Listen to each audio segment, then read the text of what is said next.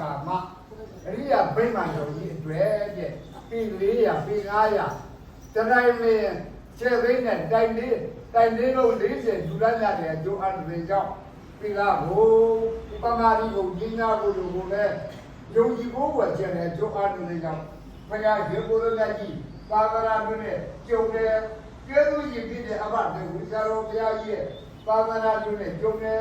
သူ့ရဲ့ကြီးဒူလာဖြစ်တဲ့အောင်ဇမစကားကြောက်ကကာယတိဝေဒနာတိစိတ်ဓာတိသဘာတိတတိပဒံတရား၄ပါးဟောဒီလောဘတဲ့နဲ့ကပါရေသမီးတွေပြည်လိုက်ကြတဲ့အာထုံနိုင်တဲ့ပုဂ္ဂိုလ်လူပုဂ္ဂိုလ်တွေပြကြပြီးဟောဒီလောဘတဲ့ကိလေသာကုန်ဆုံးတဲ့ရဟန္တာကြီးတွေရဟန္တာမကြီးတွေဒီလောဘတဲ့နဲ့သိနိုင်ကြပါစေကုန်ပြီ စာဖျားပေးတဲ့ဆုနဲ့ပြေးပါစေဗျာသာဓုသာဓုသာဓုပါဗျာ